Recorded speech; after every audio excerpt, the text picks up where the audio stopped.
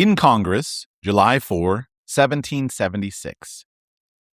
The unanimous declaration of the 13 United States of America.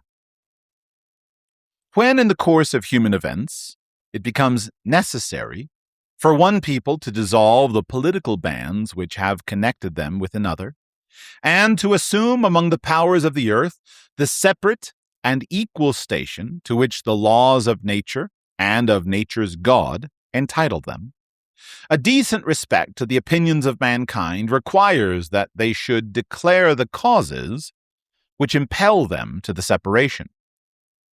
We hold these truths to be self-evident, that all men are created equal, that they are endowed by their Creator with certain unalienable rights, that among these are life, liberty, and the pursuit of happiness, that to secure these rights, governments are instituted among men, deriving their just powers from the consent of the governed, that whenever any form of government becomes destructive of these ends, it is the right of the people to alter or to abolish it, and to institute new government, laying its foundation on such principles and organizing its powers in such form as to them shall seem most likely to effect their safety and happiness. Prudence, indeed, will dictate that governments long established should not be changed for light and transient causes, and accordingly all experience hath shown that mankind are more disposed to suffer, while evils are sufferable, than to right themselves by abolishing the forms to which they are accustomed. But when a long train of abuses and usurpations, pursuing invariably the same object, evinces a design to reduce them under absolute despotism, it is their right, it is their duty to throw off such government and to provide new guards for their future security. Such has been the patient sufferance of these colonies, and such is now the necessity which constrains them to alter their former systems of government. The history of the present King of Great Britain is a history of repeated injuries and usurpations, all having in direct object the establishment of an absolute tyranny over these states. To prove this, let facts be submitted to a candid world. He has refused his assent to laws, the most wholesome and necessary for the public good.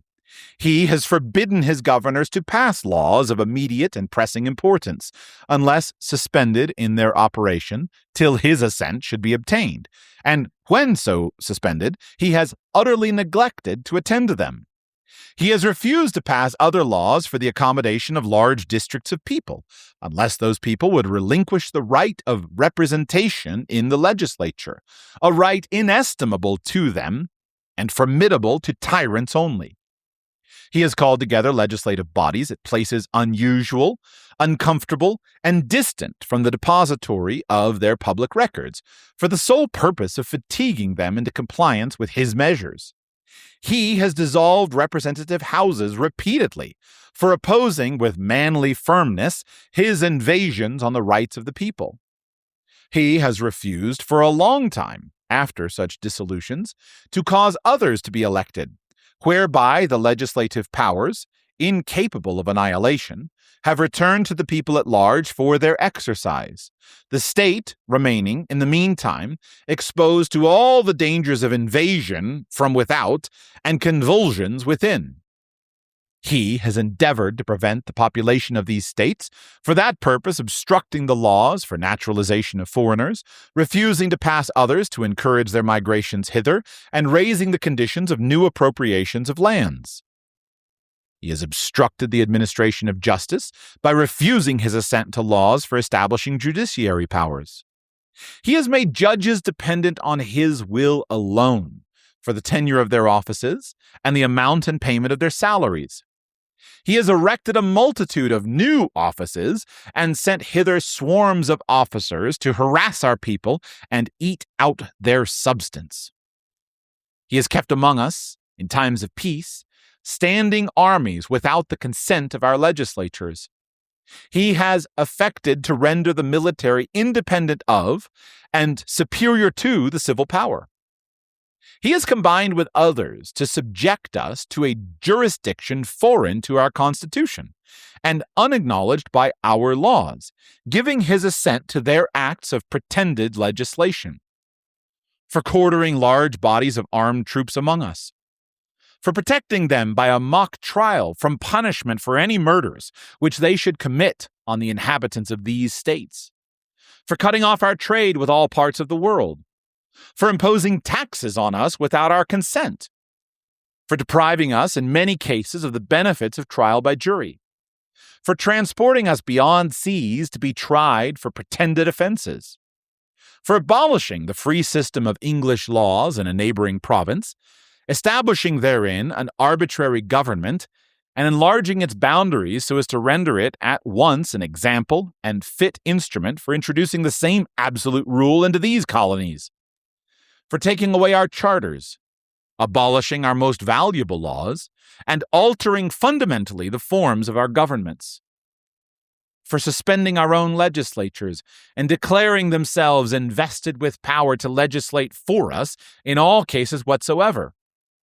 He has abdicated government here by declaring us out of his protection and waging war against us. He has plundered our seas, ravaged our coasts, burnt our towns, and destroyed the lives of our people. He is at this time transporting large armies of foreign mercenaries to complete the works of death, desolation, and tyranny, already begun with circumstances of cruelty and perfidy scarcely paralleled in the most barbarous ages, and totally unworthy the head of a civilized nation. He has constrained our fellow citizens taken captive on the high seas to bear arms against their country, to become the executioners of their friends and brethren, or to fall themselves by their hands. He has excited domestic insurrections amongst us, and has endeavored to bring on the inhabitants of our frontiers the merciless Indian savages, whose known rule of warfare is an undistinguished destruction of all ages, sexes, and conditions. In every stage of these oppressions, we have petitioned for redress in the most humble terms. Our repeated petitions have been answered only by repeated injury. A prince whose character is thus marked by every act which may define a tyrant is unfit to be the ruler of a free people. Nor have we been wanting in attentions to our British brethren. We have warned them from time to time of attempts by their legislature to extend an unwarrantable jurisdiction over us. We have reminded them of the circumstances of our emigration and settlement here. We have appealed to their native justice and magnanimity, and we have conjured them by the ties of our common kindred to disavow these usurpations, which would inevitably interrupt our connections and correspondence. They too have been deaf to the voice of justice and of consanguinity. We must therefore acquiesce in the necessity which denounces our separation, and hold them, as we hold the rest of mankind, enemies in war, in peace, friends.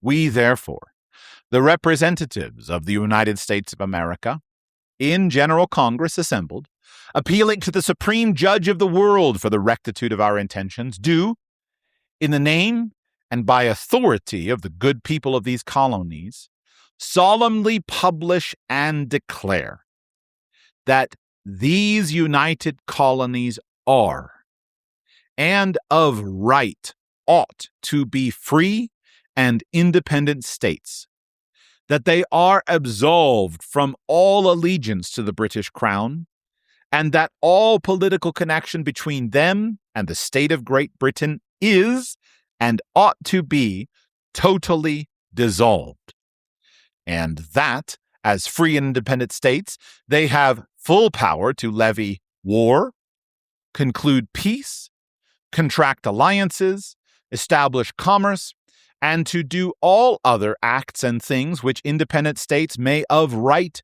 do. And for the support of this declaration, with a firm reliance on the protection of divine providence, we mutually pledge to each other our lives, our fortunes, and our sacred honor. From Georgia, Button Gwinnett, Lyman Hall, George Walton. North Carolina, William Hooper, Joseph Hughes, John Penn. South Carolina, Edward Rutledge, Thomas Hayward Jr., Thomas Lynch Jr., Arthur Middleton. Maryland, Samuel Chase, William Paca, Thomas Stone, Charles Carroll of Carrollton. Virginia, George Wythe, Richard Henry Lee, Thomas Jefferson, Benjamin Harrison, Thomas Nelson Jr., Francis Lightfoot Lee, Carter Braxton. Pennsylvania, Robert Morris, Benjamin Rush, Benjamin Franklin, John Morton, George Clymer, James Smith, George Taylor, James Wilson, George Ross. Delaware, Caesar Rodney, George Reed, Thomas McKean. New York, William Floyd, Philip Livingston, Francis Lewis, Lewis Morris. New Jersey, Richard Stockton, John Witherspoon, Francis Hopkinson, John Hart, Abraham Clark. New Hampshire, Josiah Bartlett, William Whipple. Massachusetts, John Hancock, Samuel Adams, John Adams, Robert Treat Paine, Elbridge Gerry. Rhode Island, Stephen Hopkins, William Ellery. Connecticut, Roger Sherman, Samuel Huntington, William Williams, Oliver Wolcott. New Hampshire also, Matthew Thornton.